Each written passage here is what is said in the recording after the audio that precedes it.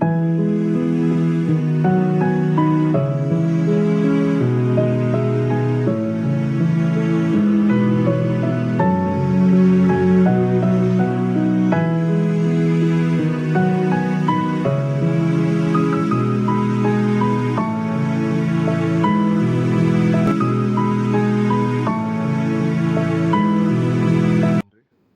ఆరాధన వర్తమానాన్ని కృప చాలినంతగా ఉంచము. నిదాసు నిష్ప్రయోజకుడు అయిన ప్రజలు ఎంతో ప్రశస్తమైన వాడు. విలువైన ఈ సమయం ఆలో ప్రతి ఒక్కరికి ఆశీర్వాదకరంగా ఉంచండి. చెంచమైన తలంపుడు తిరిగి ఆలోచనలు, విడిచి వచ్చిన బాధ్యతల వలన కలిగిన కలవరం, వీటన్నిటి మమ్మల్ని విడిపించండి. రాగల నిబిడలను బట్టి వందనాలు. ఇంకా ఎవరైతే రావాల్సి ఉందో వారిని త్వరపెట్టి క్షేమం తీసుకురామని ప్రార్థన చేస్తున్నాం. సార్వత్రిక మంత్రులు వచ్చే నిబిడలతో కూడా మమ్మల్ని ఐక్యపరుచుకుంటున్నాం. నీ నిత్య నిబంధన రక్తాన్ని బట్టి తప్ప మరి దేంట్లోనూ మాకు ధైర్యం లేదు ప్రభువా. మీ రక్త పోషణకి ఎందుకు తెచ్చుకుంటూ శత్రువును పూర్తిగా సిగ్గుపరిచినందుకే, మమ్మల్ని గెలిపించినందుకే వందనాలు చెల్లిస్తూ మా ప్రభు రక్షకుడు యేసుక్రీస్తు శక్తిగల నామంలో ప్రార్థించి వేడుకొంచున్నాం తండ్రి, ఆమేన్.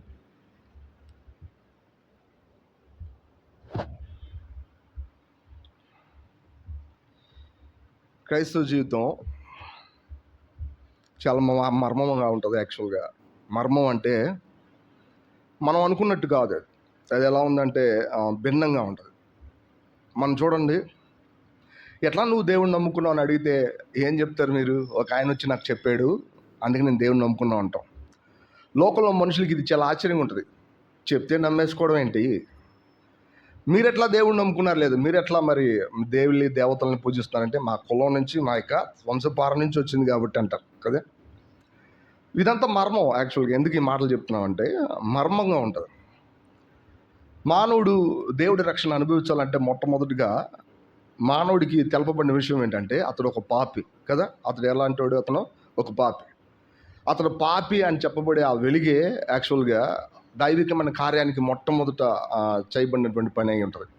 దైవికమైన వెలుగు అతని మీద ప్రకాశించినప్పుడు అతను ఏం తెలుసుకుంటాడంటే పాపి, అయ్యో పాపం వల్ల వచ్చే జీవితం మరణం ఉంది, అది నిత్య నరకానికి తీసుకెళ్తుంది నన్ను, దేవుడి ముందు నేను స్వభావ సిద్ధంగా ఆయన ఉగ్రతకు పాత్రుణ్ణి అనే సంగతి అర్థమయ్యేటట్టు చేస్తుంది. అంతేకాదు, దేవుడు ఆయన శిలువలో చేసి ముగించిన కార్యాన్ని పరిశుద్ధాత్మ మనకు అర్థమయ్యేలా చేసి మన లోపల ప్రవేశించి మన జీవితంలో ఆయన దేవుని బిడ్డగా, దేని కుమారుడిగా చేసి కొనసాగడానికి కావాల్సినటువంటి బలాన్ని, శక్తిని ఇస్తా, ఇంకా మనం చేసే ప్రతి పొరపాటు వెనకాల ఉన్న మరి ఆ విషయాల వెనకాల పాపాన్ని క్షమిస్తా మనల్ని కొనసాగిస్తూ ఉంటాడు ఆయన. ఇట్లా కొనసాగుతూ ఉంటుంది క్రైస్తవ జీవితం. ఇది తెలియని విషయం కాదు. కానీ వీటన్నిటిలో చాలాసార్లు మనం ఏమనుకుంటామంటే దేవుడు మన కోసం చేసి ముగించినటువంటి విమోచన కార్యం లేదా సాల్వేషన్, రక్షణ, మనకి ఇచ్చినటువంటి రక్షణ చాలా సర్వసామాన్యమైంది. ఆయన దేవుడు కాబట్టి అది ఏమనుకుంటే అది ఏం చేస్తాడు, ఆయన చేసేస్తాడు అని మనం అనుకుంటాం. వాస్తవానికి మీరు గమనించండి, దేవుడు మనకంటే ముందే మన కోసం, మన పాపాల నిమిత్తమే ఎక్నాలెడ్జ్మెంట్ కోసం ఆయన ఏమి ఇచ్చాడంటే ధర్మశాస్త్రాన్ని ఇచ్చాడు కదా. ధర్మశాస్త్రం ద్వారా ఏం తెలిసింది మనకి? పాపం అంటే ఏంటో మనకు తెలుస్తుంది యాక్చువల్. అంతేకాదు, ఆయన పాపం అంటే ఏంటో తెలిసిన తర్వాత ఆయన దగ్గర ప్రవేశించడానికి ఆయన మనతో వ్యవహరించిన తీరేంటో తెలుసా? ఆయన కనికరమందు ఎంతో ఉన్నతమైన కనికరాన్ని కలిగిన వాడే మనకున్న యోగ్యతను చూసుకోకుండా ఆయనలో ప్రవేశించడానికి వీలుగా ఆయన ద్వారం తెరిచిపెట్టాడు. ఎఫెసీ పత్రిక 2వ అధ్యాయంలో ఆ పదాలు మనం చూడొచ్చు. ఆయన కనికరం పూర్ణుడై ఉండి మనం ఆయన దగ్గరికి వెళ్ళడానికి వీలుగా ఆయన కనికరంతో మనల్ని ఎదుర్కొన్నాడు. యాక్చువల్గా కనికరానికి ఉన్నటువంటి అక్కడ విషయం ఏంటంటే మనకి ఎటువంటి అర్హత అవసరం లేదు. ఆయన మన కొరకు చేసి ముగించిన విషయంలో మనకి ఏ అర్హత లేకుండా ఆయన్ని సమీపించడానికి ఆయన మనతో కనికరంగా వ్యవహరించాడు. యాక్చువల్గా ఇంకొక మాట చెప్పాలంటే ఆయన కృప ఇవ్వడానికి సిద్ధంగా ఉన్నాడు. అదే సమయంలో ఆయన నిత్య జీవాన్ని, ఆయన సంగతులన్నీ కూడా మనకి ఇవ్వడానికి సిద్ధంగా ఉన్నాడు. కానీ వీటన్నిటిలో ఒక విషయం ఆయన ఎప్పుడు ఇబ్బంది పెడతా ఉంటుంది. అదేంటో తెలిసే, పాపులైన ఈ మనుషుల్ని నువ్వెట్లా వాస్తవానికి నీ దైవికమైన జీవాన్ని లేకపోతే నీ కృపను ఇవ్వగలవు? ఎందుకంటే ఆయన కళ్ళ ముందున్న అత్యవసరమైన విషయం ఏంటంటే దేవుడి నీతి అనేది ఆయనకి ఎప్పుడు కూడా ఏమవుతుందో తెలుసా, అడ్డపడిపోతూ ఉంటుంది. ఏంటది? దేవుడి యొక్క నీతి. నీతి అనే పదం చాలా పర్టికులర్గా ఉంటుంది. అది ఎలాంటిదంటే దేవుడు తన ముందు తను పెట్టుకున్నటువంటి అంతస్తులు. అది ఈ మనుషుల్ని పాపంలో ఉన్నప్పుడు ఆయన దగ్గర చేసుకోవడానికి కుదరదు. ఎందుకంటే పాపం వల్ల వచ్చే జీతం మరణం అని పెట్టింది ఎవరు? ఆయనే వాస్తవానికి. సో ఇప్పుడు వెంటనే ఈ పాపులకి అందరికీ ఆయన ఏం చేయాలి తెలుసా? తీర్పు తీర్చాలి. వాస్తవానికి తీర్పు తీర్చకపోతే ఏది ఒప్పుకోదంటే ఆయనలో ఉన్న నీతి ఒప్పుకోదు యాక్చువల్గా. సో ఇప్పుడు ఆయన మనల్ని ప్రేమిస్తున్నాడు. ఆయన జగత్తు పునాది వేయబడిన ప్రేమను కలిగి ఉన్నాడు. సో ఈ ప్రేమ మనల్ని ప్రేమించి మనం తప్పించాలంటే మొట్టమొదటిగా ఆయన జవాబు చెప్పుకోవాల్సింది దేనికోసం తెలిసే? ఆయన నీతికి జవాబు చెప్పుకోవాలి. ఆయన జవాబు చెప్పుకుంటేనే కానీ ఆయన తన ప్రేమను సరిగ్గా చేసినట్టు కాదు. ప్రేమలోంచి అన్ని విషయాలు కలుగుతున్నాయి అన్నమాట, నిజమే. కానీ వాస్తవానికి నీతి అనేది ఆయన తన అంతస్తు ఎంతో అంత అంతస్తులో నుంచి మనల్ని విమోచించాల్సి వచ్చినప్పుడు అంత అంతస్తుకి జవాబు చెప్పుకోవాలి ఆయన. లేకపోతే ఏమవుతుందో తెలిసే? ఆయన యొక్క విమోచన, మన రక్షణ కొంత దూరం వెళ్ళిన తర్వాత పడిపోతుంది. అది యాక్చువల్గా కొంత దూరం వెళ్ళిన తర్వాత సౌకర్యాలు, వసతులు లేక అది ఏమైపోద్దో తెలిసే? వెనకబడిపోద్ది. యాక్చువల్గా ధర్మశాస్త్రం ఇవ్వబడింది, కొంచెం దూరం తర్వాత ఏమైందో తెలిసే? అనేది నీతి సంపాదించలేనందున ధర్మశాస్త్రం ఏమైంది? కొట్టివేయబడతా వచ్చింది. యాక్చువల్గా ఒక మాటలో ఫేడ్ అయిపోతూ వచ్చింది. గుర్తుపెట్టుకోవాలా, మనకి ఇవ్వబడిన రక్షణ అది ఎంత పెద్దదంటే దైవికమైన విషయాల్లో అది ఎంతో ఉన్నతంగా ఉంటుంది. ఉదాహరణ చూడండి, చాలాసార్లు దేవుడి దగ్గరికి వచ్చినప్పుడు మనం ఎట్లా ఉంటామంటే, ఒక్కసారి మనకు రక్షణ అవసరం అని తెలిసింది. ఎవరు మనం? పాపులం, ఎల్లప్పుడూ అతిక్రమాలు చేసేవాళ్ళం. ఒక మాటలో మంచి చెడు తెలీదు. కానీ ఒక్కసారి దైవిక వెలుగు మన మీద ప్రకాశించగానే మనం కన్నీళ్ళతో ప్రభువా నువ్వు నన్ను రక్షించు అని చెప్పి మనం ఆయన దగ్గరికి వెళ్ళి అడుగుతాం కదా. అంతెందుకు, మనకు ఒక అనారోగ్యం వచ్చినా లేదంటే డాక్టర్ దగ్గరికి వెళ్ళినా ఏదో రకంగా ఏం జరిగిద్ది అంటే వెంటనే నువ్వేం చేయాలా? మమ్మల్ని బాగు చేసే అన్నట్టే ఉంటాను. నేనంతే యాక్చువల్ చాలాసార్లు. కనీసం కూర్చుంటా కూడా ఓపిక ఉండదు అక్కడ. నువ్వు వెంటనే ఏదో ఒకటి చేసేయాలి అన్నట్టు ఉంటుంది. కానీ ఒకసారి మనం ఆలోచిస్తాం ఏంటో తెలుసా? నిజానికి దేవుడు మనం రక్షించాలంటే ఎటువంటి పద్ధతి కూడా ఆయన వెళ్ళాలి అనే విషయాన్ని మనం అర్థం చేసుకోం. ఆయన ఎటువంటి కష్టం ఉండి వెళ్తేనే కానీ అది మనకి ఇది సాధ్యమవుద్ది అనే సంగతి మనకు అర్థం కాదు. యాక్చువల్ ఒకవేళ మనం అర్థం చేసుకున్నామంటే దానికి ఇచ్చే విలువ అంతా ఇంత కాదు. ఉదాహరణ చూడండి, దొంగలు ఉంటారు. వీళ్ళు ఒక ఇంట్లో ప్రవేశించిన తర్వాత ఏం చేస్తారు తెలిసే? డబ్బులు, నగలను దగ్గర పెట్టుకుంటారు. వీళ్ళు దాన్ని తీసుకోగానే తృప్తిగా వెళ్ళిపోతారు కదా. వాళ్ళకి తెలుసా ఇది ఎంత కష్టపడి సంపాదించింది? ఎప్పుడన్నా తెలియదు వాళ్ళకి అసలు. యాక్చువల్గా ఆ నగల యొక్క విలువ తెలియదు, ఆ డబ్బు యొక్క విలువ కూడా తెలియదు. చాలాసార్లు విశ్వాసం మనం కూడా దేవుడు మనకిచ్చినటువంటి రక్షణ ఎంత విలువైందో అది అర్థం చేసుకోలేకపోతే మనం కూడా ఎట్లా ఉన్నాం తెలుసా? మాకు అవసరమైంది మాకు ఇచ్చేసాయి అంతే. దాని వెనకాల నువ్వు ఎంత కష్టపడ్డావు అనేది చాలాసార్లు మాకు అర్థం కాదు, లేదు మేము అర్థం చేసుకోవాల్సిన అవసరం లేదు అన్నట్టు మనం ఉంటాం. కానీ దేవుడు ఆయన ప్రేమ లేనివాడైతే మనల్ని వెంటనే ఏం చేసేవాడు? శిక్ష విధించేసేవాడు కదా. ఒకసారి ఆలోచించండి, మనం పాపులు అనే పదం నిరూపించబడింది. కానీ అదే సమయంలో ఆయనకి ప్రేమ లేకపోతే వెంటనే ఏం చేయాలి? మనల్ని ఆయన శిక్ష విధించేయాలా, తీర్పు తీర్చేయాలా. కానీ విషయం ఏంటంటే ఆయన ప్రేమ కలిగినోడు. ఇప్పుడు ప్రేమ కలిగినోడు కాబట్టి పాపులైన మనుషులను తప్పించాలంటే ఏం చేయాలా? ఆయన తప్పుడు దారి వెళ్ళలేడు. మళ్ళీ ఆయన ఏమో తెలుసా? నీతిమంతుడు. వెంటనే ఏం చేయాలి? ఆయన నీతికి కూడా సమాధానం చెప్పుకుని తీరాలా. ఇప్పుడు కష్టం వచ్చింది, గమనించండి. ఆయన తన నీతి యొక్క అంతస్తు మేరకు మనల్ని విడిపించడానికి తనకు తానే జవాబు చెప్పుకోవాలి. ఇది క్రైస్తవ జీవితంలో జరిగినటువంటి విమోచనం అనే దాంట్లో ఉన్న వండర్ఫుల్ థింగ్. మనకి ఇది అర్థం అవ్వాలి. చాలాసార్లు నేను అనుకుంటా ఉండేవాడిని, ఎందుకు దేవుడు ఈ భూమి మీదకి రావాల్సి వచ్చింది? ఎందుకు ఆయన 33.5 సంవత్సరాలు జీవించాల్సి వచ్చింది? ఎందుకు సిలువలో అత్యంత క్రూరంగా చనిపోవాల్సి వచ్చింది? ఎందుకు ఆయన మానవుల్ని మాటికి ఆయన దగ్గరికి వెళ్ళినప్పుడు క్షమాపణ అడిగితే ఓకే క్షమించారని చెప్పడానికి అవసరం ఏర్పాటు చేశాడు? ఇదంతా ఏంటి అని అనుకున్నప్పుడు సంగతంతో ఒకటే, ఆయన నీతి అంటే ఏంటో మనకు అర్థం కాల. వాస్తవానికి ఆయన తన నీతికి తగ్గట్టుగా తను చూపించుకున్నందున మనకి నిశ్చలమైన విమోచనం, నిశ్చలమైన రక్షణ దొరికింది మనకి. ఇది ఎంత గొప్ప సత్యం! దేవుడి యొక్క రక్షణ ఎప్పుడు కూడా తన నీతిని స్థాపించేది. వాస్తవానికి నీతి అంటే ఉదాహరణ చూడండి, దేవుడు ప్రేమస్వరూపి అని చెప్పినప్పుడు దేవుడి యొక్క స్వభావం అంతా ఏముంది? ప్రేమ అయిపోయింది. వాస్తవానికి ఆయనలో ఏ పీస్ ముట్టుకున్నా, ఏ ముక్క ముట్టుకున్నా, ఎక్కడ ముట్టుకున్నా ప్రేమే, ఎటువంటి సందేహం లేదు. కానీ దేవుడి యొక్క స్వభావంలో పరిశుద్ధత అనేది ఆ యొక్క ప్రేమలో ఒక భాగం. ఒక మాటలు ఆయన స్వభావం చూడండి, ఆయన నేచర్, ఆయన స్వభావం, ఆ స్వభావంలో ఉన్నటువంటి సబ్స్టాన్స్, ఆ పదార్థం పరిశుద్ధత. యాక్చువల్ ఆయన గ్లోరీ అని చెప్పినప్పుడు, ఆయన యొక్క మహిమ అని చెప్పినప్పుడు ఆయన చేసిన ప్రతి పని యొక్క ప్రభావం అనమాట. ఆయన ఏదైతే పని చేశాడో అదంతా కూడా ఏంటో తెలుసా? ఆయన యొక్క ఎక్స్ప్రెషన్, ఆయన యొక్క గ్లోరీ అని అర్థం. మరి ఆయన నీతి అంటే ఆయన చేసే విధానం, పద్ధతి, దారి అని దాని అర్థం. ఆయన ఒక పనిని చేయాలి అంటే ఆయన దాని గురించి ఆయన వాడే విధానం, ఆ పద్ధతి అనేది మనకు అర్థం అవ్వాలి. ఎందుకంటే ఆయన తనకున్నటువంటి క్వాలిఫికేషన్లో, తనకున్న అంతస్తులో నుంచి ఆ విషయాన్ని ఎట్లా చేయాలని ఆలోచిస్తాడు. మనం చాలాసార్లు ప్రార్థనలకు వెళ్ళినప్పుడు కూడా మన అవసరతలను అనుసరించి ప్రభువా సహాయం చేయి, నీకు వినపడట్లేదు అన్నట్టు మనం చాలా చక్కగా ఆయనకి ఎత్తి చెప్తాం. కానీ ఆయన ఎంతో ఓపికగా పనిచేయడానికి కారణం ఏంటో తెలిసే? ఆయన నీ కోసం ఏదైనా చేయాలంటే వెంటనే ఆయన ఎవరికి అప్పు చెప్పుకోవాలో తెలుసు, తన నీతికి తాను జవాబు చెప్పుకోవాలా. ఆయన ముందుగా తను పెట్టుకున్నటువంటి ఆ నీతికి ఆయన జవాబు చెప్పుకోవాలి. ఈ విషయం మనకు అర్థం అవ్వాలి. బైబిల్ ఎప్పుడు కూడా మనకి ఇవ్వబడిన రక్షణ అనేది ఆ నీతిని ఎక్కువ స్థాపిస్తూ ఉంటుంది. ఒక వచనం చూడండి దయచేసి, రోమపత్రిక 3వ అధ్యాయం 25-26 వచనం చదువుతాం. రోమపత్రిక 3వ అధ్యాయం 25-24. బైబిల్ ఎప్పుడు కూడా దేవుడి యొక్క చదవండి. ఉమ్, ఉమ్, ఉమ్, ఉమ్, ఉమ్, ఆ, ఉమ్, ఉమ్, ఉమ్, ఉమ్, ఆ.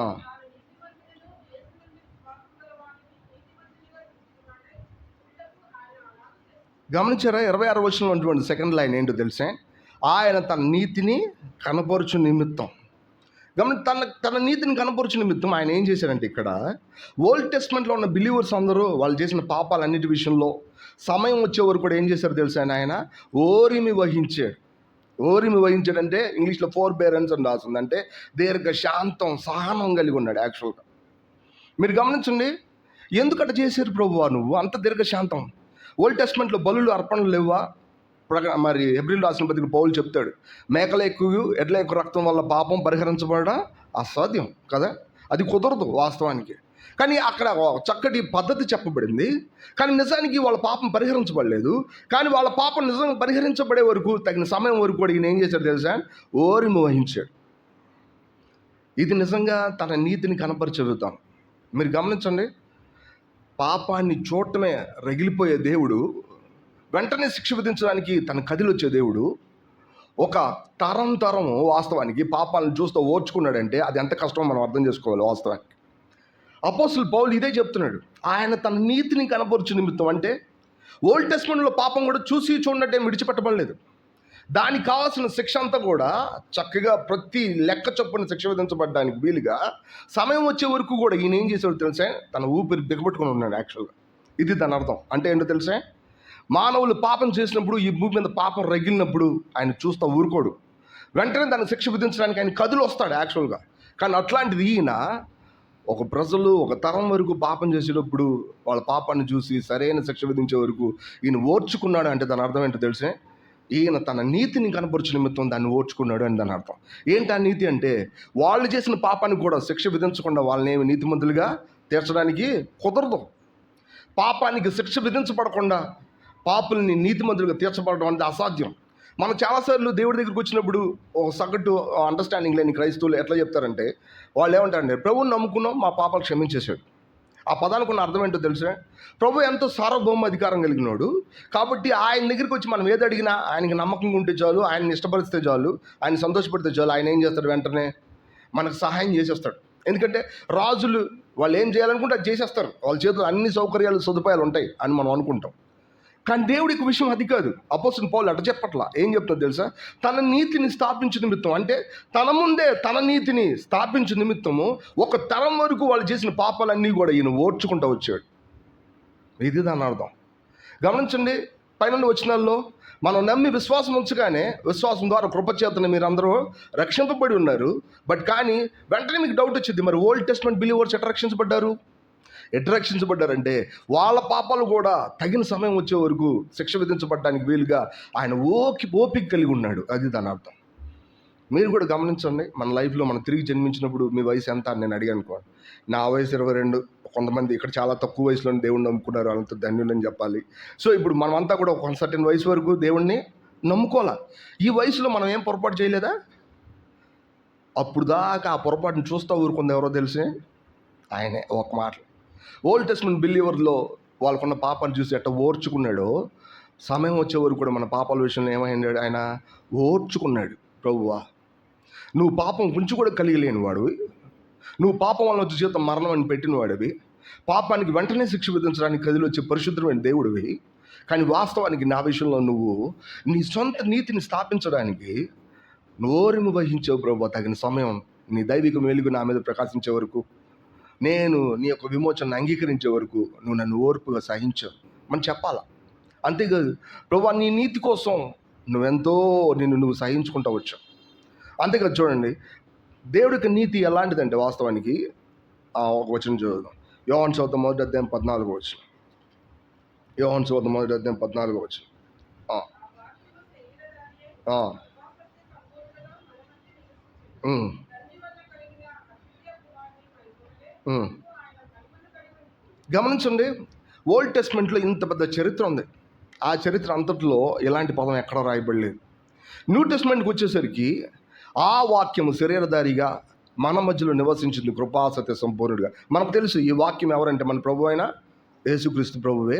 ఆయన లిటరల్గా ఆయన శరీరంతోనూ లేదా కృపా సత్యాలు అంటే దైవికమైనటువంటి బలాన్ని కలిగి ఉండి, అదే సమయంలో అది నిజపరచబడే సత్యం అనే పదానికి సంబంధించి ఆయన మన మధ్యలో నిజంగా తిరిగాడు. యాక్చువల్గా మీరు గమనించండి, దేవుడు ప్రేమ మాత్రమే అయి ఉండి నీతిమంతుడు కాకపోతే ఆయన ఈ భూమి మీదకి రావాల్సిన అవసరం లేదు. ఒకసారి గమనించండి, ఆయన ప్రేమ మాత్రం అయి ఉంటే పైనుండి ఆయన ఏం చేస్తాడు తెలుసా? ఈ మనుషులు నేనేం చేస్తాను, క్షమించేస్తాను. యాక్చువల్గా ఈ మనుషులు నేను ఏదో రకంగా క్షమించేస్తాను. కాబట్టి ఈ భూమి మీదకి ఆయన శరీరధారిగా రావాల్సిన అవసరం లేనే లేదు. మనం చాలాసార్లు ఈ సత్యాన్ని చాలా సామాన్యంగా అర్థం చేసుకోగలుగుతాం. ప్రభువా, నువ్వు ఈ లోకానికి మీరు శరీరధారిగా వచ్చినందుకు నీకు వందనాలు. దాని వెనకాల ఆయన ఎటువంటి క్రయం చెల్లించాడు అనేది మనకు అర్థం కాదు. మనం ఎప్పుడైనా మన ప్రజల మధ్యలో మనకున్న స్థానాన్ని తగ్గించుకొని వాళ్ళ మధ్యలో ఇరుక్కోవాలంటే మనకు అప్పుడు అర్థమవుతుంది వాస్తవాన్ని. ఒక పెద్ద ఆయన ఇట్లా అన్నాడు, ఏమని తెలిసే? పూర్తిగా ఎంతో ఉన్నతమైన దేవుడు పూర్తిగా పాపులైన మనుషుల మధ్యలో పాప శరీరాకారంతో ఈ భూమి మీదకి వచ్చి ఇమర్చబడాలంటే ఎంత క్రయం చెల్లించాలో మనకు అర్థం కాదు అని చెప్పాడు. యాక్చువల్ ఇది నిజమే. ఆయన శరీరధారిగా ఈ భూమి మీదకి రావడానికి కారణం ఏంటో తెలుసు? ఎప్పుడైతే పాపం ఈ లోకంలోకి ప్రవేశించిందో వెంటనే ఈ భూమి మీద దేవుడి యొక్క ప్రభుత్వం ఏం చేయబడింది? తృణీకరించబడింది. ఒక్క మాటలో ఆయన యొక్క గ్లోరీ, ఆయన యొక్క పనితీరు అనేది పూర్తిగా తప్పించబడింది. పరిశుద్ధత అనేది ఇంకా పరాయిది అయిపోయింది. ఒక మాటలో దేవుడు ఈ లోకాన్ని చేసినప్పుడు, దేవుడి యొక్క స్వరూపంలో ఆయన పోలుకు చెప్పిన మనుషులను చేసినప్పుడు ఈ భూమి మీద దైవికమైన స్వభావం ఇంకా పరిశుద్ధత ఈ భూమి మీద రన్ అవ్వాల్సిందే. పరిశుద్ధత ఈ భూమి మీద తిరగాల్సింది అసలు వాస్తవానికి. కానీ ఈ రోజుకి పరిశుద్ధత ఎప్పుడైతే పాపం వచ్చి ఈ భూమి మీద పడి మనుషులను ఆక్రమించిందో, పరిశుద్ధత అనేది ఈ మనుషులకి అసలు తెలియదు వాస్తవానికి. అది పూర్తిగా పరాయిది అయిపోయింది. ఒక మాటలో గమనించండి, ఇలాంటి సమయంలో ఎవరు ఈ భూమి మీద తన యొక్క నీతి నిమిత్తం నీతిని స్థాపించగలిగే వాళ్ళు ఎవరు? వాస్తవానికి ఏ మనుషుల్ని స్థాపించగలుగుతారు? మనం చాలాసార్లు ఇట్లా అంటాం, ప్రభువా ఈ భూమి మీద మమ్మల్ని ఉంచావు, నీకు వందనాలు. ఈ భూమి మీద మేము జీవించడానికి కావాల్సిన వసతులు, సౌకర్యాలు, ఆహారం, నీళ్లు, గాలి మీరు మాకు ఇచ్చారు. సో వీటన్నిటికీ పక్కగా నా పరిశుద్ధత ఉంచానయ్యా, కానీ ఇది మీకు అర్థం కాదు. వీటన్నిటికీ పక్కగా నా మహిమ ఉంచా. నేను పనిచేసే తీరు ఎట్టుంటుందో అదే మీరు పనిచేసే తీరు కూడా ఉంటుంది. అదే సమయంలో నా ప్రభుత్వం ఈ భూమి మీద ఉంచా, కానీ ఏది కనపడలేదే, వీటి గురించి ఆశ కూడా లేదే మీకు. విషయం ఏంటో తెలుసే? ఇలా తిరిగి నీతిని స్థాపించాలంటే ఆయన ఏం చేయాలో తెలుసే? ఈ భూమి మీదకి శరీరధారిగా రావాలా. క్రైస్తవ జీవితంలో గొప్పతనం ఏంటో తెలిసే? వారి పాపాలు పోవడం మాత్రమే కాదు, పాప సహితమైన ఈ భూమి మీద దైవికమైన ప్రభుత్వం కింద బతకడం, దైవికమైనటువంటి ఎక్స్ప్రెషన్ కలిగి ఉండడం, పరిశుద్ధతను వాళ్ళ జీవితాల్లో కార్యసాధకం చేయడం. ఇది ఎంత చక్కటి విషయం. మనం ఎప్పుడైనా ఆలోచించామా? ఇది ఎలా వచ్చిందో తెలిసే? ఆయన కేవలం ప్రేమ కలిగినోడు అయితే మాత్రం ఇవన్నీ రావు. ఆయన ఏమవ్వాలా? ఆయన నీతిమంతుడు కూడా అయి ఉండాలి యాక్చువల్గా. ఎందుకంటే తన తగిన నీతికి సమాధానం చెప్పుకోవాలంటే పాపలేని మనుషుల మధ్యలోకి ఏం రావాలి తెలిసే? మేరీ గర్భంలోంచి ఆయన బయటికి రావాలా. తను తాను మినిమైజ్ చేసుకోవాలా, తగ్గించుకోవాలి. మనం ఇది అర్థం చేసుకోవాలి. ప్రభువా, నీ నీతి లేకపోతే నువ్వు ఈ భూమి మీదకి శరీరధారికి రావాల్సిన అవసరం ఉండేది కాదు. నువ్వు నీతి లేకపోతే నా నిమిత్తమే నువ్వు ఓర్చుకోవాల్సిన అవసరం నీకు ఉండేది కాదు. కేవలం ఆయన యొక్క సిలువ, మరి ఒక మాటలో శరీరధారి యొక్క జీవితం మాత్రమే కాదు, ఆయన సిలువ కూడా ఆయన నీతిని ఎప్పుడు చూపిస్తూనే ఉంటుంది. మీరు గమనించండి, ఆయన సిలువలో చేసిన పని ఏంటో తెలిసే? నేను ఓరల్గా మాట్లాడుతున్నాను, దయచేసి ఆలకించండి. సిలువలో ఆయన చేసిన పని ఏంటో తెలిసే? సిలువలో ఏం చేశాడని నేను అడిగితే మీరు ఏం చెప్తారు? సిలువలో ఆయన ఏమయ్యాడు? చనిపోయాడు. ఇది మన దగ్గర పడింది. కానీ బైబిల్ టెక్నికల్గా మాట్లాడే మాట ఏంటంటే ఆయన మన పాపాలకి శిక్ష విధించబడ్డాడు. ఏం చేయబడింది? ఆయన సిలువలో మన పాపాలకి శిక్ష విధించబడ్డాడు. అదేంటి? దేవుడు ప్రేమ కలిగినోడైతే వాస్తవానికి ఆయన కేవలం ఈ భూమి మీదకి వచ్చి శరీరధారి ఉండడం మాత్రమే కాదు, ఒక మాటలో మనల్ని క్షమించడానికి వీలుగా ఏదో ఒక ఏర్పాటు చేస్తాడు కదా. కానీ ఈ పాపాలకి ఖచ్చితంగా శిక్ష విధించబడి తీరాల్సిందే అని చెప్పి ఒప్పుకున్నాడు. కాబట్టి ఆయన ఏం చేస్తాడు తెలుసా? ఖచ్చితంగా ఈ మనుషులు విమోచించబడాలంటే ఏం చేయాలా? వీళ్ళ శిక్ష అంతా ఎవరు పడాలా? ఆయన పడాలా. మీరు గమనించండి. ఉదాహరణకి ఈ విషయం ఎట్లా ఉందంటే, నేను ఒకళ్ళ దగ్గర 10 లక్షల రూపాయలు అప్పు తీసుకున్నాను అనుకోండి. ఓ 10 లక్షల రూపాయలు అప్పు తీసుకున్నాను.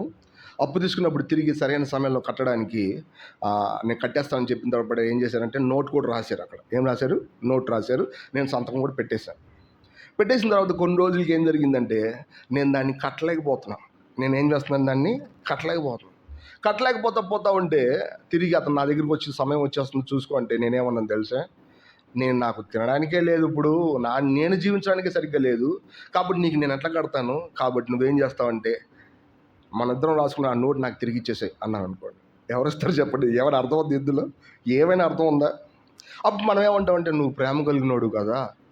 ఏమంటాం దేవుడితో? నువ్వేమంటావు తెలుసా? నువ్వు ప్రేమ కలిగినోడు కదా, వాస్తవానికి నేను తిరిగి కట్టలేను, కాబట్టి నువ్వు ఆ నోట్ నాకు తిరిగి ఇచ్చేసాయి. అప్పుడు ఏం జరిగిద్దంటే ఇక నేను ఎప్పుడు కూడా నీకు కట్టాల్సిన అవసరం ఉండదు. నేను ప్రేమ కలిగినోడినే, కానీ నా నీతి ఒప్పుకోదు, నువ్వు ఖచ్చితంగా కట్టి తీరాల్సిందే. అందుకే నేనేం చేస్తాను తెలుసా? రేపు కట్టాల్సి వస్తే ఈరోజు సాయంత్రం వాళ్ళ ఇంటికి వెళ్ళిపోయి ఆ డబ్బులు ఎవరిస్తారో తెలుసా? ఆయనే ఇస్తాడు. యాక్చువల్గా ఎవరికి ఇస్తాడు? ఆయనకి ఇస్తాడు. అతను రేపొద్దున వచ్చి ఆ డబ్బులు కట్టేసి ఆ పత్రాన్ని ఏం చేస్తాడు తెలుసా? తీసుకెళ్ళిపోతాడు. ఎందుకట్ట చేశాడు?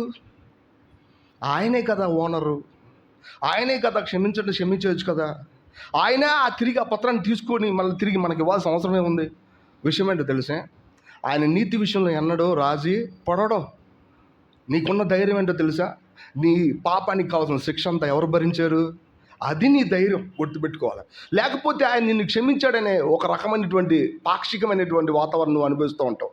కానీ ఎప్పుడైతే నీ పాపానికి శిక్ష పూర్తిగా విధించబడిందని సంగతి నీకు అర్థమైందో, ఎక్కలేనంత ధైర్యం నీ కళ్ళ ముందుకు వచ్చింది. ఎప్పుడైతే ఆ అమౌంట్ నీ చేతులతో నువ్వు కట్టేసి ఆ పత్రాన్ని తెచ్చేసుకున్నావో వెంటనే నీకు ఎటువంటి ధైర్యం ఉంటుంది? యాక్చువల్గా ఎక్కలేని ధైర్యం ఉంటుంది. ఎవరు కూడా నీ మీద నేరారోపణ చేయలేరు. ఆయన నిన్ను క్షమించాడు అనే పదం కంటే కూడా లీగల్గా ఎటువంటి రైట్ ఉంటుందో తెలుసా? నేను నాకున్నటువంటి అప్పు అంతా ఏం చేశాను? తీర్చేశాను. ఇది క్రీస్తు యేసు సిలువలో మనకి ఇచ్చినటువంటి ధైర్యం. చాలాసార్లు మనం ప్రభువా నువ్వు నా కోసం చచ్చిపోయావు అని చెప్పి ఎంత ప్రేమగా మాట్లాడదాం, కానీ ఈ ప్రేమగా ఉన్న ఆ పని వెనకాల ఉన్న ధైర్యం ఏంటో మనం చాలాసార్లు గుర్తుపెట్టుకోవాలి. ఇదే కొలస్సీలు రాసిన పత్రిక పౌలు గట్టిగా బల్లబుద్ధి చెప్తాడు. చూడండి ఒకసారి, కొలస్సీలు రాసిన పత్రిక 3వ అధ్యాయం, క్షమించండి 2వ అధ్యాయం, కొలస్సీలు రాసిన పత్రిక 2వ అధ్యాయము 10వ వచనం నుంచి చదువుతాం.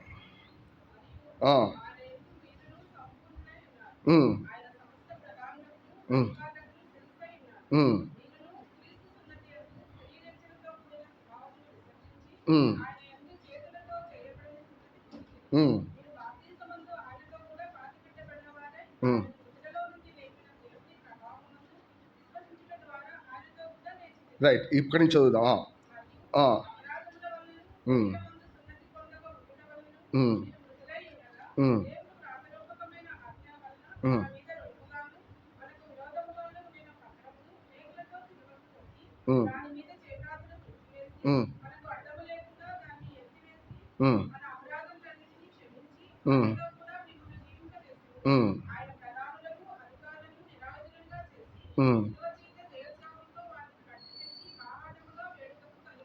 గమనించారా? ఇక పౌలు యొక్క ఎక్స్ప్రెషన్, పౌలు చెప్తున్న మాటల వెనకాల ఉన్న గట్టితనం ఏంటో తెలుసా?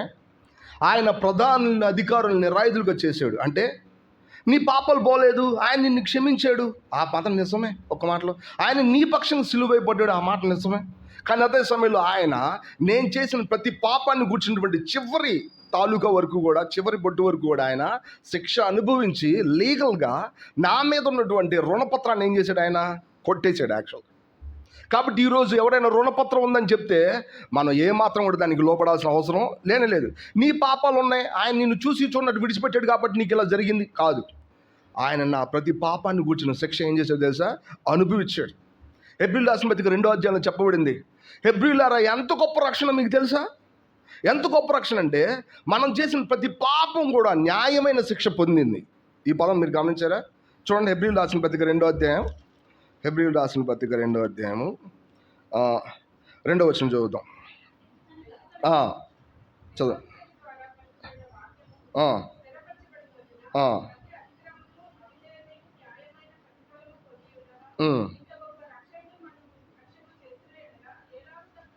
చూడండి ఎంత పెద్ద మాట మాట్లాడు పౌలు. ఏం చెప్తున్నాడు ఇక్కడ? మీకు కేవలం ఆయన దయాదాక్షణ మీద ఆధారపడి వచ్చిన రక్షణ కాదు ఇది, అంత మాత్రమే కాదు. అక్కడ ఏం చెప్పండి తెలుసా? లీగల్గా రైట్స్ ఉన్నాయి మీకు. ఎందుకో తెలుసా? ఆయన నువ్వు చేసిన ప్రతి పాపాన్ని కూర్చున్నటువంటి ఆఖరి అవిధేయత, ఆఖరి అతిక్రమం, దానికి కూడా ఆయన ఏం చేయబడ్డాడు? శిక్ష విధించబడ్డాడు. కాబట్టి you have right in order to get salvation from God. మీరు గమనించండి, దేవుడి నుంచి ఆ రక్షణ పొందడానికి నీకు హక్కు ఉందండి. ఒక మాటలో ఇది గమనించారా? ఇది ఆయన ప్రేమ వలన మాత్రమే కలిగింది కాదు, ఆయన నీతి వలన మనకి దొరికింది. మీరు గమనించండి, మనకెవరికైనా ఊరికి సహాయం చేస్తే మనకున్న అధికారాన్ని మిగుల్చుకుంటాం వాళ్ళ దగ్గర. ఏంటో తెలుసా? ఇదిగో నేను పలానప్పుడు నీకు సాయం చేసా కాబట్టి నువ్వేం చేయాలా? నాకు అవసరం వచ్చినప్పుడు నువ్వేం చేయాలా? నోరు మాట్లాడకుండా నాకు సాయం చేయి. కానీ ఇక్కడ దేవుడు మనకిచ్చింది అది కాదు. మనం ఎప్పుడు దేవుడు లాంటి వాళ్ళం కాదు. కానీ దేవుడి యొక్క విమోచనాన్ని, దేవుడి యొక్క సాల్వేషన్ అనుభవించే మన రుణపత్రాన్ని ఈజీగా తీసేసాడు ఆయన. యాక్చువల్గా ఆయనే వచ్చి మనకి ఆ పేమెంట్ ఇచ్చి తిరిగి ఆ పేమెంట్ని మనం కట్టేలాగా చేసి ఆ రుణపత్రాన్ని మనకి ఇచ్చేసాడు ఒక మాటలో. ఇది చూడండి, ఇది దేవుడి యొక్క నీతి. మనకు అర్థం కాదు, క్రైస్తవుల యొక్క పద్ధతులు, సిద్ధాంతాలు ఈ రోజుకి లోకానికి అర్థం కాదు. ఎందుకు ఆయన సిలువలో వేయబడాలి? ఎందుకు నిజంగా దేవాతి దేవుడు సర్వశక్తిమంతుడు ఎందుకు దీనంగా సిలువలో పడాలి? కొంతమంది అన్నారులేండి, వీళ్ళ దేవుడు ఎప్పుడు సిలువ మీద కనపడుతుంటాడని ఇట్లాంటి మాటలు ఎన్నో అంటూ ఉంటారు కదా. ఎందుకు దేవుడు అట్ట వేయబడాలి? ఆయన తన నీతికి జవాబు చెప్పుకున్నాడు. గుర్తుపెట్టుకున్నారా? మనకి ఇవ్వబడినటువంటి ఆ సాల్వేషన్ ఎంత ఎత్తులో ఉందో అది మనం అర్థం చేసుకున్నప్పుడు ఆయన మన కళ్ళ ముందు ప్రదర్శించబడిన తీరు చూస్తే మనకి ఎడతెగని ధైర్యం, బలం. అంతేకాదు మన కళ్ళు వెంట నీళ్ళు వస్తాయి. ఎందుకంటే ప్రభువా, నువ్వు ప్రేమ కలిగిన వాడు అయినప్పటికీ కూడా నీ నీతి విషయంలో తప్పిపోకుండా నాకు స్థిరమైనటువంటి ఒక మాటలో నా పాపాలకు శిక్ష విధించబడ్డావు ప్రభువా, అందుకే నీకు వందనాలు అని చెప్పచ్చు. ప్రభువా, ఈ భూమి మీద నీ అధికారం తప్పిపోయినప్పుడు, నీ యొక్క గ్లోరీ పాడైపోయినప్పుడు, నీకున్నటువంటి పరిశుద్ధత పరాయిది అయిపోయినప్పుడు నువ్వు ఈ లోకానికి వచ్చావు, నాలాగా ఉండడానికి వీలుగా వచ్చావు ప్రభువా. అందుకే నీ నీతిని నెరవేర్చడానికి 33.5 సంవత్సరాలు ఈ భూమి మీద జీవించాల్సి వచ్చింది ప్రభువా, నీకు వందనాలు అని చెప్పడం. అంతేకాదు, నువ్వు గడిచిన కాలమందు నేను చేసిన పాపాలన్నింటిని నువ్వు ఓల్డ్ టెస్ట్మెంట్ బిలీవర్స్ పాపాలు ఓర్చుకునంటే నా విషయంలో కూడా మీరు ఓర్చుకున్నందుకు మీకు వందనాలు ప్రభువా. ఎందుకంటే మీరు ఓర్చుకోవాల్సిన అవసరం లేదు, కానీ మీకు ప్రేమ ఉంది కాబట్టి ఓర్చుకున్నారు. ఆ ప్రేమలో నీతిని స్థాపించాలి కాబట్టి వెయిట్ చేశారు ప్రభువా. ఆ నీతిని విడిచిపెట్టకుండా ప్రతి పాపాన్ని శిక్ష విధించబడే వీధిగా ఓల్డ్ టెస్ట్మెంట్ బిలీవర్స్ కూడా ఈ రక్షణలో పాలు పొందే నిమిత్తం, నేను కూడా పాలు పొందే నిమిత్తం నా కోసం మీరు వెయిట్ చేశారు ప్రభువా. అంతేకాదు, చూడండి ఒకసారి ఇంకో వచనం చదువుతాం. మొదటి యోహాను పత్రిక మొదటి అధ్యాయం. మొదటి యోహాను పత్రిక మొదటి అధ్యాయము 9వ వచనం 10వ వచనం చదువుతాం.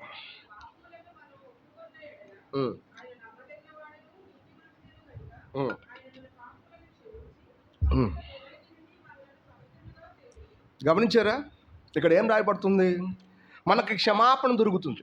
మీరు గమనించండి, సిలువలో మనం చేసిన ప్రతి పాపానికి ఏం చేయబడింది? శిక్ష విధించబడింది. ఆ పాపం యొక్క శిక్ష విధించబడిపోయింది కాబట్టి ఆ పాపాలు క్షమించబడిపోయాయి కాబట్టి, ఒక మాటలో పూర్తిగా శిక్ష విధించబడి ఎత్తివేయబడినాయి కాబట్టి మళ్ళీ ఇంకా మనం పొరపాట్లు చేయట్లేదా? చేస్తానే ఉన్నాం. గమనించండి, మనకి ఇంత ప్రాసెస్ అవసరం. ఆయన మనల్ని విమోచించాడు, ఇంకంతా అయిపోయిందని అనుకోలే. విమోచన తర్వాత కూడా కొనసాగించే జీవితం ఉంటుంది. దానికి కావాల్సినటువంటి ఏర్పాటు కూడా ఆయన చేయాలి. అది కూడా అందులో కూడా తన నీతిని కనపరచాలి. గుర్తుపెట్టుకోండి, ఆయన ప్రేమతో ఈ విషయాలన్నీ చేశాడు, but at the same time తన నీతికి జవాబు చెప్పుకుంటూ చేశాడు. నీతి అనే ఆస్పెక్ట్ రాగానే ఆయన చెల్లించాల్సిన క్రైమ్ ఇక్కడ ఇంపార్టెంట్. మీరు గమనించండి, ఆయన ఎంత పెద్ద క్రైమ్ చెల్లించాడంటే తిరిగి మళ్ళీ మనం క్షమించడానికి వీలుగా కావాల్సిన ఏర్పాటు. దేనివల్ల? చూడండి, అక్కడ మాట రాసింది కదా, అక్కడ ఏం రాసింది? 7వ వచనం చదువుదాం. 7వ వచనం చదువుదాం.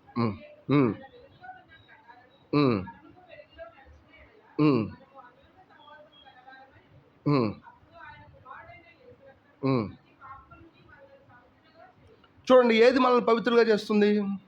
ఆయన యొక్క రక్తం పవిత్రులుగా చేస్తుంది వాస్తవానికి. సో ఇక్కడ విషయం ఏంటంటే, ఆయన ప్రేమ కలిగినోడు కాబట్టి మనం చేసిన పొరపాట్లు అన్ని దేవుడి దగ్గర తీసుకు, ప్రభువా నేను పొరపాట్లు చేస్తాను, నన్ను క్షమించండి అని చెప్తే ఆయన యొక్క కరుణా కటాక్షాల నుంచి మనం క్షమిస్తున్నాడు కాదు. ఇక్కడ అర్థం అది కాదు. ఆయన నమ్మదగిన వాడు, నీతిమంతుడు. ఈ పదాన్ని మనం అర్థం చేసుకోగలిగాయి. నీతిమంతుడు అనే పదానికి అర్థం ఏంటో తెలుసా? ఆయన ఎటువంటి హక్కు కలిగి ఉన్నాడో అంతే హక్కు మనకు కూడా ఇవ్వడం ఒక మాటలో. ఆ హక్కు మనకి ఇచ్చేయడం ఒక మాటలో. ఎట్లాంటి హక్కు తెలుసా? మీరు ఓల్డ్ టెస్ట్మెంట్లోకి వెళ్ళండి. బలి అర్పించిన తర్వాత ప్రధాన యాజకుడు లేదా యాజకుడు ఆ రక్తాన్ని తీసుకొని ఎక్కడికి వెళ్ళాలా? లోపలికి వెళ్ళాలి. యాక్చువల్గా లోపలికి వెళ్ళగానే దేవుడు దేన్ని చూస్తాడు? రక్తాన్ని చూస్తాడు. బయట జరిగిన బలిని చూడట్లేదు ఆయన. ఇక్కడ దేన్ని చూస్తాడు? రక్తాన్ని చూసి నీ పాపాలు ఏమైనా క్షమించబడి అని చెప్తాడు. నిజానికి రక్తం ఎవరి చేతిలో పెట్టబడింది? ఈరోజు పాపులైన మనుషుల్లో పెట్టబడింది. యాక్చువల్గా పాపులకి ఇటువంటి రక్తం ఎప్పుడైనా ఉందా? వాస్తవానికి పాపులు తమ లోపల పాపం లేని రక్తాన్ని కలిగి ఉన్నారు ఎప్పుడైనా? వాస్తవానికి కలిగి లేరు. కానీ దేవుడు ఎటువంటి రైట్తో నేను మిమ్మల్ని క్షమిస్తానో ఆ రైట్ ఇప్పుడు, ఆ హక్కు నాది మాత్రమే కాదు, ఎవరిది? మీది. మీరు ఎవరైనా బలిపడిన దగ్గర రక్తాన్ని తీసుకొచ్చి లోపలికి వచ్చారంటే తప్పకుండా దేవుడు ఏం చేయాలో తెలుసా? మిమ్మల్ని క్షమించి తీరాలి. వాస్తవానికి ఇది గుర్తుపెట్టుకోవాలి. ఆ రక్తాన్ని మీరు పట్టుకొని తీసుకొచ్చారంటే వాస్తవానికి ఆయన నమ్మదగిన వాడు, నీతిమంతుడు కనుక మిమ్మల్ని సమస్త దుర్నీతి నుండి కడిగి పవిత్రులుగా చేసి తీరాలా. అది ఆయన పెట్టుకున్న నీతి. మనకు నిజంగా చాలాసార్లు ఎన్నో పొరపాట్లు చేస్తాం కదా. అనుదినం మన జీవితంలో మన మీద మనకు చాలా విసుకొచ్చింది. అయ్యో నేను ఎందుకు ఇంత బలహీనంగా ఉన్నామని. కానీ భయపడొద్దు, విసిగిపోవద్దు. ఆయన నీ కొరకే చిందించిన అమూల్యమైన రక్తాన్ని హక్కుపూర్వకంగా తీసుకొని ప్రభు దగ్గరికి వెళ్ళి నీ రక్తాన్ని ప్రోక్షించుకో. ఖచ్చితంగా ఆయన ఏం చేస్తాడో తెలుసా? నమ్మదగిన వాడు, నీతిమంతుడు. ఎందుకంటే ఆ రక్తం విషయంలో ఆయన ఒప్పుకున్న దాన్ని ఖచ్చితంగా ఏం చేస్తాడు? నీకు జరిగించి తీరతాడు. నీ పాపాలకి హక్కుపూర్వకంగా ప్రతిదానికి శిక్ష విధించబడింది. మళ్ళా మీరు చేసే అతిక్రమణ విషయంలో హక్కుపూర్వకంగా మళ్ళీ ఆయన దగ్గర క్షమాపణ పొందడానికి నీకు ఒక చక్కటి రైట్ ఇచ్చాడు ఆయన. అదేంటో తెలుసా? ఆయన యొక్క రక్తం. ఆ రక్తాన్ని మనలో ప్రతి ఒక్కరూ బట్టికి వెళ్ళొచ్చు. ఇది ఎంత గొప్ప విషయం. చాలాసార్లు మనం అర్థం చేసుకోలేదు. ఆయన నీతిని బట్టి మనకిచ్చినటువంటి హక్కులు మనం అర్థం చేసుకోలేదు. ఆ నీతి ఎంత స్టాండర్డ్లో ఉందో అంత స్టాండర్డ్ మేరకు ఆయన మన కొరకు రక్షణ సంపాదించాడు. ఆ రక్షణ మన జీవితంలో అనుదినం మనం అనుభవించవచ్చు ధైర్యంగా, బలంగా. నువ్వు ఆయన కనికర కటాక్షాలను ఒకవైపు చూడు, ఆయన నీతిని ఇంకో వైపు చూడు, నీకు అర్థమవుతుంది. ఆయన నాకు కదలనటువంటి రీతిలో ఆయన నీతిని స్థాపించాడు. ఆయన చాలాసార్లు మనల్ని ప్రేమించాడు కదా. ఎప్పుడైతే మనం ఆయన్ని ప్రేమించలేదు వెంటనే మనం ఎక్కడ కనుక్కుంటాం తెలుసు? మనల్ని దూరంగా కనుక్కుంటాం కదా. ఆయన మనల్ని ఏం చేశాడు? ప్రేమించాడు. కాబట్టి మనం ఆయన విషయంలో, ప్రేమ విషయంలో తప్పిపోయామంటే వెంటనే మనం చాలా దూరంగా అయిపోయామని తెలుసుకుంటాం లేదా? ఎందుకంటే మనం ఆయన ఏం చేయట్లా? ప్రేమించట్లా. కానీ నీతి విషయం అర్థం చేసుకున్నారనుకోండి, మీరు దూరం వెళ్ళరు. ఎందుకో తెలిసే? ఆయన మీకు హక్కు ఇచ్చాడు. ఏంటో హక్కు తెలిసే? నీ పాపాల విషయంలో పరిపూర్ణంగా నీ పాపాలు శిక్ష విధించబడ్డాయి కాబట్టి ఇక నీ పాపాలు లేవు. అట్ ద సేమ్ టైం ఆయన తన రక్తాన్ని నీకు ఇచ్చాడు కాబట్టి తెలియకుండా నా రక్తాన్ని నువ్వు తీసుకెళ్తే తప్పకుండా ఆయన నీ పాపాలు క్షమించి తీరాలి. ఇది హక్కు. ఈ భూమి మీద పరిశుద్ధత ఎట్లా వచ్చిందో నువ్వు భయపడవసరం లేదు. ఆయన హక్కుపూర్వకంగా ఈ భూమి మీదకి వచ్చి పరలోకపు సంగతులు నీకు తెలియజేశాడు. దేవుడు పనిచేస్తే మన జీవితంలో ఎట్లుంటుందో అని నువ్వు ఆశ్చర్యపోవాల్సిన అవసరం లేదు. ఆయన ఈ భూమి మీదకి వచ్చి శరీరధారిగా ఆయన ఎట్లా పనిచేశాడో ఆ విషయాన్ని మనకు తెలియజేశాడు. అందుకే అపోస్తులు యోహాను సువార్తలో రాయబడలేదా? తండ్రి రొమ్మును అనుకుని కుమారుడు తప్ప మరి ఎవరిని దేవుణ్ణి చూడలేదు. ఆయన వల్ల విశ్వాసాన్ని బట్టి మనం కృప వెంబడి కృపను పొందుతున్నాం. అంటే కొద్దిగా అర్థం చేసుకుంటున్నాం. ఆయన లేకపోతే మనకు అర్థం కానే కాదు. ఎలా ఇలా అయిందో తెలిసే? ఆయన ప్రేమ కలిగిన దేవుడు మాత్రం కాదు. ఆయన ఎట్లా అంటాడంటే నీతిమంతుడు కాబట్టి ఆ నీతిని స్థాపించాడు ఆయన ఒక మాటలో. మనం ఇది అర్థం చేసుకోవాలి. మీరు ఎప్పుడైనా ఈ విషయాన్ని గమనించారా? మీకున్న ఇద్దరు పిల్లలు ఉన్నారు అనుకుందాం. చాలామందికి ఇద్దరు పిల్లలే ఉంటారు లేండి, అది వేరే సంగతి. వీళ్ళిద్దరూ పోట్లాడుకుంటున్నారు. ఎప్పుడు పోట్లాడుకుంటే తల్లిదండ్రులు మనం ఏమంటాం తెలుసా? ఎప్పుడు పోట్లాటే దూరంగా ఉండండి అంటామండి వాస్తవానికి కదే. కానీ వీళ్ళు కొంచెం బాగా చదువుకొని తెలివైన వాళ్ళు అయిపోయారు. నాకు న్యాయం చేయమ్మా, ఓ పెద్ద అధికారం చూపించడం కాదు తండ్రి అన్నారు అనుకోండి. అప్పుడు ఏం చేయాలి? ఏంటి న్యాయం అని పెద్ద పెద్ద మాట్లాడుతున్నావు అని చెప్పి మనం అంటాం. న్యాయం చేయి. ఎందుకంటే అక్క నా విషయంలో, లేదా అన్న నా విషయంలో తప్పు చేశాడు, లేదా తమ్ముడు నా విషయంలో తప్పు చేశాడు అని చెప్తున్నప్పుడు న్యాయం చేయాలా? ఇద్దరు పొరపాట్లు చేశారు, ఇద్దరు న్యాయంగానే ఉన్నారు. ఏం చేస్తారు ఇప్పుడు మీరు? ఒకరినొకరు మీరు ఎక్కువ కాబట్టి తగ్గించుకోయా ఇంత అటు చెప్తారా? వాళ్ళు ఒప్పుకోరు. నాకు న్యాయం కావాలంటే అప్పుడు ఏం చేయాలి తెలిసే? ఎవరిని బాధ పెట్టినా, ఎవరిని శిక్షించినా ఎవరు బాధపడతారు తెలిసిన ముందు తల్లిదండ్రులు బాధపడతారు కదా. ఇద్దరి మీద ఏముంటుంది? ప్రేమే ఉంటుంది. వాళ్ళిద్దరిలో ఎవరిని కష్టపెట్టినా, శిక్షించినా ఎవరు బాధపడతారంటే ముందు తల్లిదండ్రులు బాధపడతారు. కానీ వీళ్ళిద్దరికీ న్యాయం చేయాలి. వీళ్ళిద్దరు కూడా తమ హక్కుల విషయంలో గట్టిగా ఉండాలి. అప్పుడు ఏం చేస్తాం? ప్రేమ కలిగిన వీళ్ళు నీతిని స్థాపించిన నిమిత్తం వాళ్ళ శిక్ష అంతా ఎవరు భరిస్తారు తెలిసే? వీళ్ళు భరిస్తారు. ఇది దేవుడు మనకు నేర్పించిన పాఠం. చాలా సింపుల్గా వీళ్ళు తప్పు చేశారు, వాళ్ళు తప్పు చేశారు అంటాం. నిజంగా నీ కళ్ళ ముందు తప్పు చేసిన సహోదరుడు నీ కళ్ళ ముందు బాధపడితే నువ్వు కన్నీళ్ళు పెట్టుకుంటావు కదా. గమనించండి, నీ ముందు తప్పు చేసినోడే దేవుడి ద్వారా శిక్షించబడుతుంటే నువ్వే కన్నీళ్ళు పెట్టుకోండి, ప్రభువా ఎందుకు అంత పెద్ద శిక్ష చేసావని నువ్వు బాధపడవా? ఖచ్చితంగా బాధపడతావు. మిరియాం లైఫ్లో మిరియాం చేసిన తప్పు చాలా పెద్దది. మోషే విషయంలో చాలా పెద్ద పని చేసింది. కానీ ఎప్పుడైతే మోషే విషయంలో దేవుడు కలగ చేసుకొని మిరియాకు కుష్ఠరోగం రాగానే నిజంగా మోషే దీనుడైపోయి ఏమంటే తెలుసా, అయ్యా ఎంత తప్పు ఎంత కష్టం ఆమె భరించలేదయ్యా.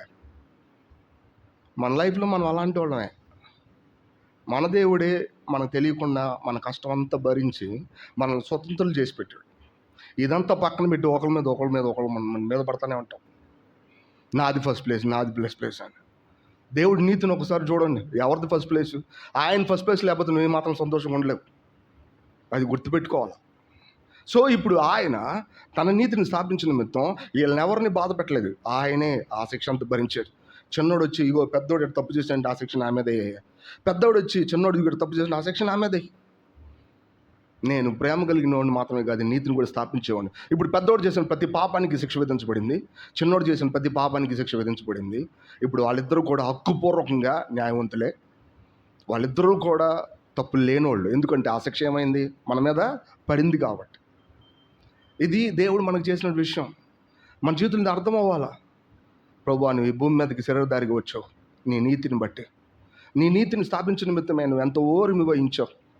నీ నీతిని స్థాపించిన నిమిత్తమే నాకున్న ప్రతి శిక్ష సిలువలో భరించి నా రుణపత్రాన్ని కొట్టేసి ప్రధాన అధికారులు నిరాయుధులకు చేసి సిలువ జయోత్సవంతో పట్టి తెచ్చి బావటం వేడి కనపరచావు. ఇక ఏ శక్తి కూడా నీ పాపాలు ఉన్నాయని చెప్పలేడు. ఎందుకంటే నీ పాపాలకు కావాల్సిన శిక్ష అంతా ఎవరు భరించారు? ఆయన భరించారు. మన కళ్ళ ముందు బల్ల అదే చూపిస్తుంది. ఎప్పుడు అదే ప్రార్థన చేస్తాం. మీరు గమనించారో లేదో? ఒక పాపానికి 2 శిక్షలు ఉంటాయా? ఒక పాపానికి 2 శిక్షలు ఉంటాయా? ఉండవు. మన పాపం అంతా ఎవరి మీద మోపబడింది? ఆయన మీద మోపబడింది కదా. ఇప్పుడు ఆయన శిక్ష విధించబడ్డానికి నీ పాపాలు ఏమైనాయి? ఉన్నాయా? ఎవరైనా నా పాపాలు ఉన్నాయి అనుకుంటే శత్రువు చేత మోసపోతున్నారు తప్ప అది నిజం కాదు. మనం తిరిగి జన్మించడం, దేవుడిని నమ్ముకోవడం అసలు ఏమాత్రం కూడా అడ్డు పెట్టబడింది కానే కాదు. దేవుడు మనకు అనుగ్రహించిన రక్షణ, దేవుడు మనకిచ్చినటువంటి ప్రేమ ధారాళమైంది, హక్కుపూర్వకమైంది. అందుకే స్వార్థ ప్రకటించడానికి మిక్కిలి ధైర్యం.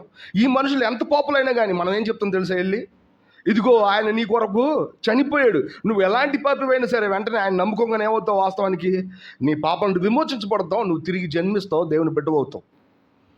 అలాంటి బేసిక్ మీద, అటువంటి బేసిస్ మీద మనం ఒక మాటలో దేవుడి యొక్క సువార్తను ప్రకటిస్తాం. ఇది మనం అర్థం చేసుకోగలం. అంతేనా? బైబిల్ ఇంక పదం రాసుంది, కొన్ని మాటలు చూడండి. ఈ మాటలు చేసి మనం ముగించేద్దాం.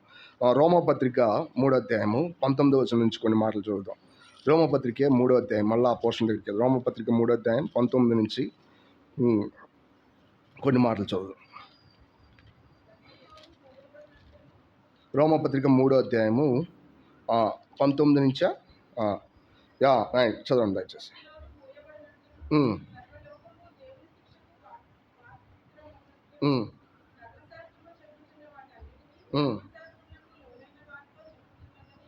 చూడండి ఇక్కడ ఏం చెప్తున్నాడు తెలుసా అపోస్తలుడు? ప్రతి నోరు మూయబడినట్లు. అంటే అర్థం ఏంటో తెలుసా? వీళ్ళు ఎట్ట దేవుడు నమ్ముకున్నారు మాకు బాగా తెలుసు వాస్తవానికి అని చెప్పేవాళ్ళు చాలామంది ఉంటారు. శత్రువు చాలా చెప్తాడు యాక్చువల్గా. అందుకని ఏం చెప్తాను తెలుసా? ప్రతి నోరు మూయబడినట్లు సర్వలోకం దేవుని శిక్ష పాత్రమగినట్లు. అంటే ఏంటి? ప్రతి సర్వలోకం పాపంతో నింపబడింది కాబట్టి ప్రతి సర్వలోకం కూడా పాపం వలన కలిగిన శిక్షకు లోబడినట్లు ధర్మశాస్త్రం చెప్పుచున్న వాటన్నిటినీ ధర్మశాస్త్రంలోని వారితో చెప్పుచున్నదని ఎరుగుదాం. అంటే ధర్మశాస్త్రం దేవుడి చేత ఇవ్వబడింది. అంటే ఇది ఇలా చేస్తే తప్పు, ఇలా చేస్తే తప్పు అని చెప్పి ధర్మశాస్త్రం ద్వారా మనకి ఇవ్వబడింది. కాబట్టి ఈ ధర్మశాస్త్రం ప్రతి ఒక్కరి మీద ఆధిపత్యం చెలాయిస్తూ ఉంది యాక్చువల్గా. ఎందుకంటే ఇంతకుముందు పాపం ఉండేది, కానీ ధర్మశాస్త్రం వచ్చిన తర్వాత ఏమైందంటే అది అతిక్రమం అయిపోయింది. ఏమైంది? అది అతిక్రమం అయింది. అంటే పాపం అంటే తెలియకుండా చేసిన పొరపాట్లు. కానీ ఎప్పుడైతే ధర్మశాస్త్రం వచ్చిందో మనం చేసే పాపాలన్నీ ఏమైపోయినాయి? అతిక్రమాలు అయిపోయినాయి. అంటే తెలిసి చేసే పొరపాట్లు అయిపోయినాయి. ఇప్పుడు ధర్మశాస్త్రం కింద వాళ్ళందరూ కూడా ధర్మశాస్త్రం విషయంలో ఏమైనా వాళ్ళు శిక్షకు పాత్రులు కదా. ఈ శిక్షకు పాత్రులైన అందరినీ కూడా ఏం చేశాడు? ఆయన శిక్షించాడు. చూడండి ఆ పదాలు ఉంటాయా? ఎలా అనగా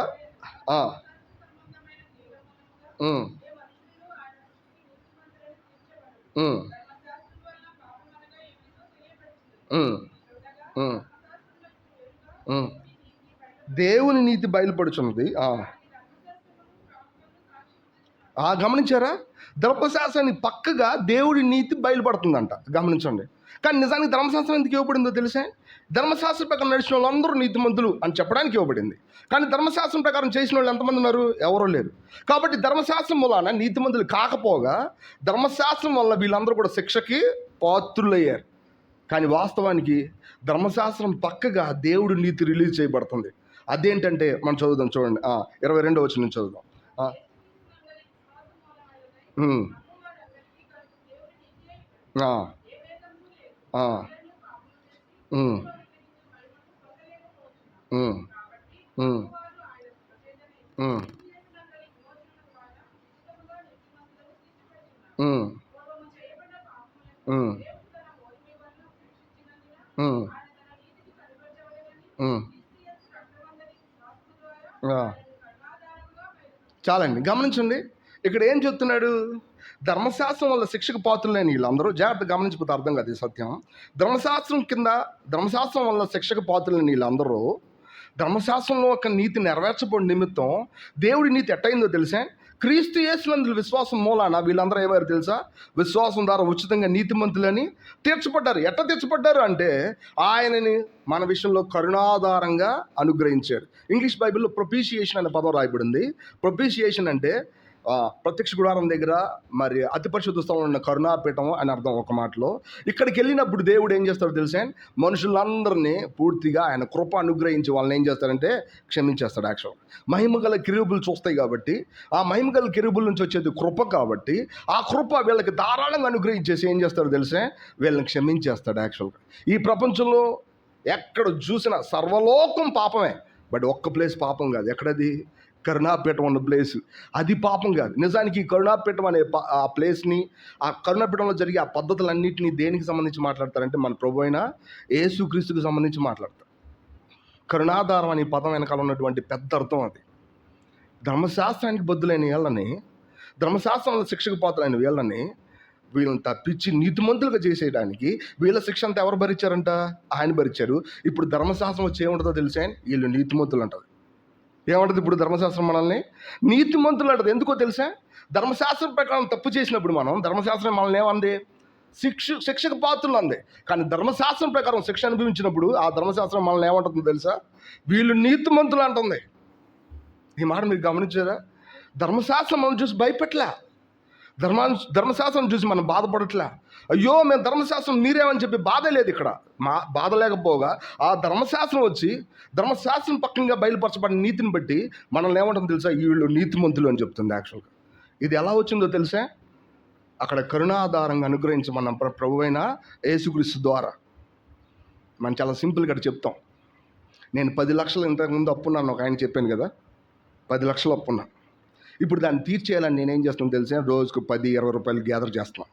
ఎప్పుడు గ్యాదర్ చేస్తా? ఎప్పుడు పెడతా? నేను కుండీలు వేస్తున్నా, ఎందుకంటే ఆ డబ్బీలు వేస్తున్నా. ఎందుకంటే ఒక రోజు 10 లక్షలు అవుతాయి. నేను తీసుకెళ్ళి కుదిరితే అది ఎలా ఉందో తెలుసా? మనం ఇట్టనే ఉంటాం.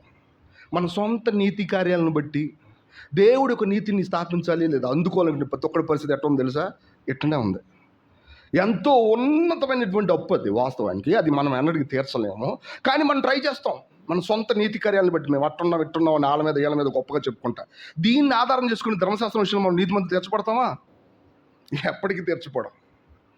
ఆయన మన నిమిత్తమే చేసి ముగించిన కరుణాధారంగా ఉన్నటువంటి ఆ ప్రొపీషియేషన్ వల్లనే మనం ఏమైంది తెలుసా? ధర్మశాస్త్రం వలన నీతిమంతులు తీర్చబడ్డాం. ఇదే గలతీయుల రాష్ట్రంలో చెప్పబడింది. ధర్మశాస్త్రం విషయంలో శాపగ్రస్తులమైన మనల్ని ధర్మశాస్త్రం నుంచి బయటికి ఆయన ఏం చేశాడు? విమోచించాడు. ఎందుకంటే ఆ శాపం ఎవరు పడ్డారు? ఆయన పడ్డారు. ఇది హక్కు, ఇది నీతిని బట్టి జరిగిన విషయం. ప్రతి మనుషుడు నోరు మూసుకోవాలా. ఎందుకంటే నీ శిక్ష ఎవరు పడ్డారు? యాక్చువల్గా ఆయన పడ్డాడు. యూదులు వచ్చి మీరెక్కడా మాలాగా ధర్మశాస్త్రం కలిగి లేరు కదా అని చెప్పడానికి లేదు. నికోలాయితులు లాంటి వాళ్ళు, పెద్దోళ్ళు, సీనియర్స్ వచ్చి నువ్వెప్పుడు దేవుడు నమ్ముకున్నావు అనడానికి లేదు. ఇతని విషయంలో పూర్తి శిక్ష ఎవరు భరించారు? ఆయన భరించాడు. యాక్చువల్గా దిస్ ఈజ్ ద రైట్. నీది గమనించారు లేదు? ధర్మశాస్త్రం మన మీద అధికారం చేయలేదు. నీ మనస్సాక్షి నిన్ను బాధ పెట్టనివి బాగా. నువ్వు అది చేయలేదు, ఇది చేయలేదు అని నిన్ను అడుగుతుంటే దాన్ని బాధ పెట్టనివి బాగా. దానికి చెప్పు ఏంటో తెలుసా? ధర్మశాస్త్రం విషయంలో నేను దోషంగా ఆరోపించబడిన మాట నిజమే. ధర్మశాస్త్రం విషయంలో శిక్షకు పాత్రను అన్నమాట నిజమే. కానీ ఈ ధర్మశాస్త్రం విషయంలో శిక్ష అంతా ఎవరు భరించారు? ఆయన భరించాడు. కాబట్టి ధర్మశాస్త్రం నన్ను ఏమని పిలవాలా? నీతిమంతులను పిలిచి తీరాలా. మరి అట్లయితే మంచి పనులు చేయకూడదన్నా? చెయ్యాలా? ఎవరి మీద ఆధారపడి చేయాలా? ఆయన మీద ఆధారపడి చేయాలి. అప్పుడు అది ధర్మశాస్త్రం అవ్వదు, అది కృప అవుతుంది. ధర్మశాస్త్రం అంటే నీకోసం నువ్వు పెట్టుకున్నటువంటి మంచి విధానం. ధర్మశాస్త్రం అంటే నీకోసం నువ్వు దాచిపెట్టుకున్నటువంటి పద్ధతులు. అవి నువ్వు చేయలేవు. దానివల్ల నీ మనస్సాక్షి అపరాధ భావాన్ని దోచిద్ది. నువ్వు మరింత శిక్షకు పాత్రుడని నీకు అర్థమైపోతూ ఉంటుంది. దేవుడి సన్నిధికి రాకుండా దూరంగా నుంచుంటావు. కానీ వాస్తవానికి ఆ ధర్మశాస్త్రం విషయంలో శిక్ష కరెక్ట్, నిజమే. నువ్వు తప్పు చేసావు అన్న మాట కూడా నిజమే. కానీ వాస్తవానికి ఆ శిక్ష అంతా ఎవరు భరించారు? ఆయన భరించారు. అదే ధర్మశాస్త్రం నేను ఏమని పిలిచిందంటే నీతిమంతుడు అని పిలిచింది. వాహ్, ఎటువంటి నీతిని ఆయన స్థాపించాడు.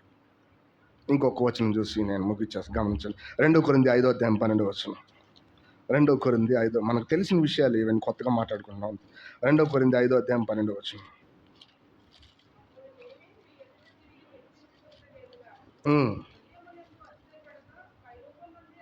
క్షమించిన 21. 2 కొరింథీ 5:21. 2 కొరింథీ 5:21.